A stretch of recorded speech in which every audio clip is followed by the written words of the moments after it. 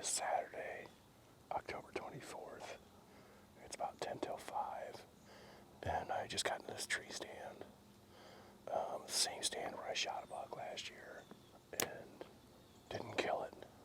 And my oldest brother ended up harvesting it during gun season. It's the first time I've been in this stand this season. The grass is really tall, so I'm going to keep movements to a minimum. I'm kind of skyline. The only thing I have behind me is a single tree. So as soon as I get settled, I'll probably have my bow in my hands the rest of the night. We get a bean field on behind us yet. It's a great day. Hopefully they'll be moving. Beautiful spot. Couldn't be happier. Not a better scene out there, I'll tell you that. Not in the whitetail woods.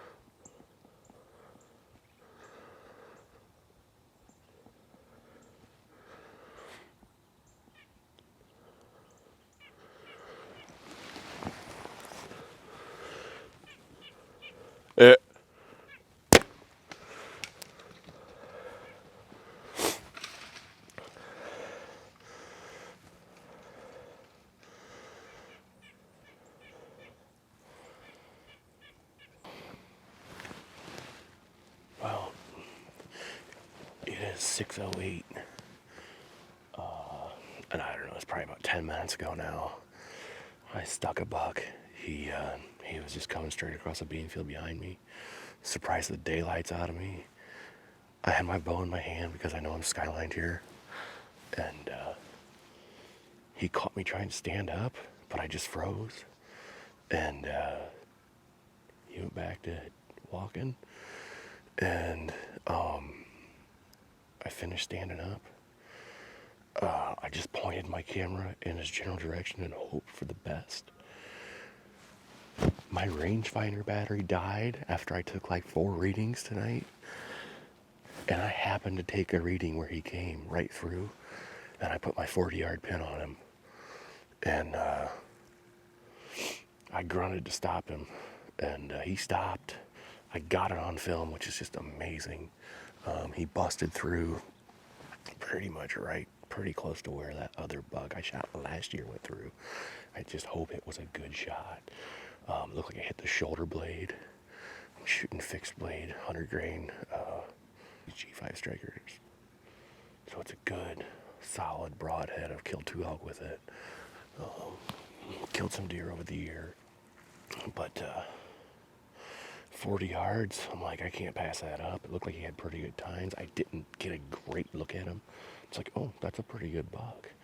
And then I just went into let's try to stand up mode so I can make a decent shot. Because last year I shot standing down or sitting down, which I did not really put together until I watched the video this year of that deer, that hunt. But I shot that deer. I was sitting down. I could see it in the GoPro footage that I was sitting down. And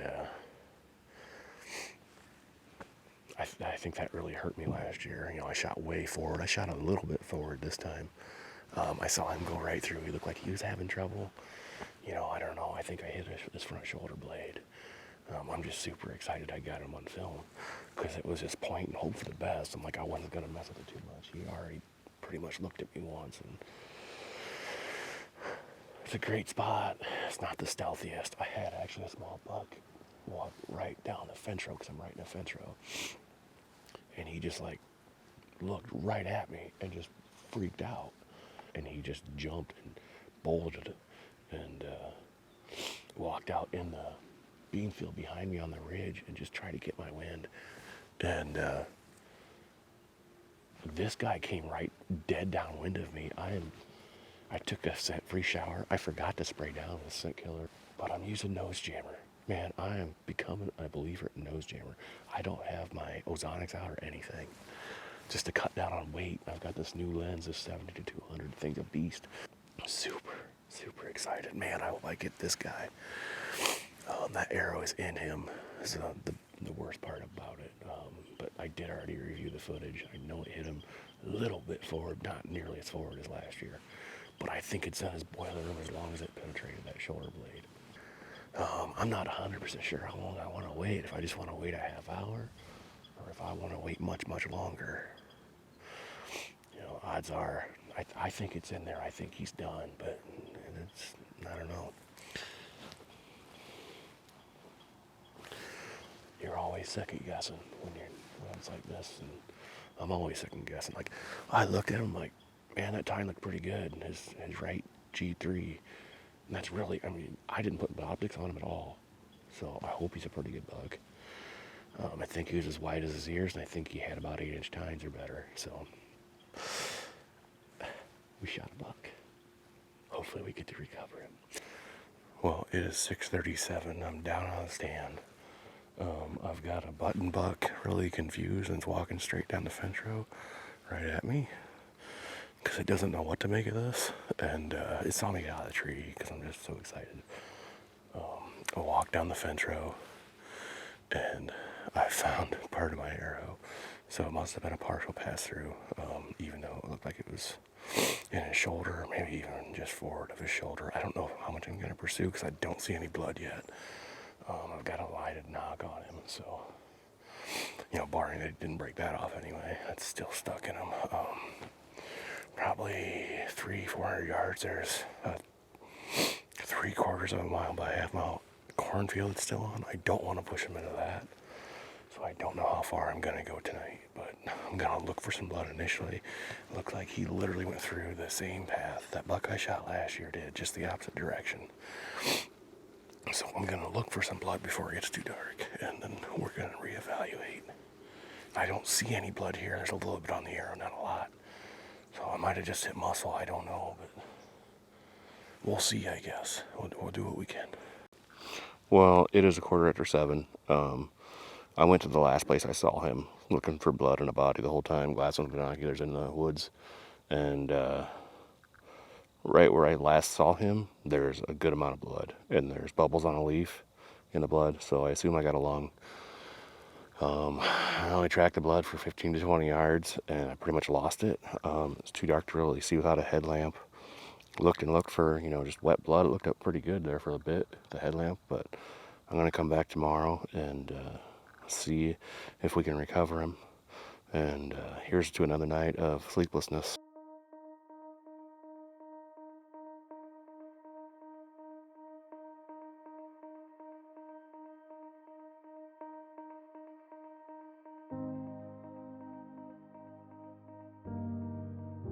The next day, my cousin Eric and my buddy JD came to help me track down the buck. I decided to hand the camera off rather than film myself this time around.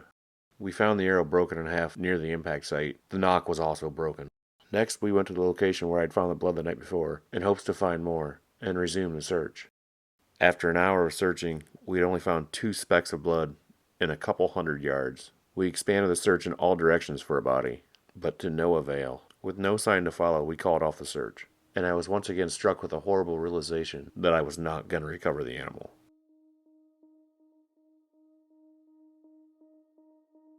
A few days later, my buddy Travis was the first in my circle to harvest a buck.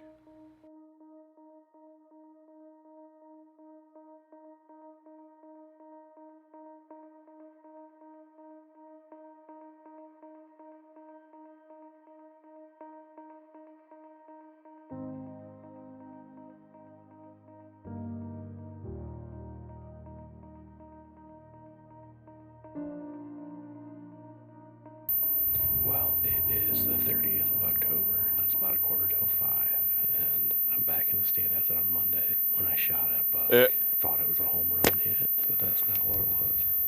There's varying opinions on whether he's alive or dead, and I'm not sure what to believe. I don't know exactly why I'm out here, other than I know it's peak pre-rut. Maybe I'm hoping to lay eyes on him. I don't know. I don't think I can bring myself to shoot something else. We've been running cameras for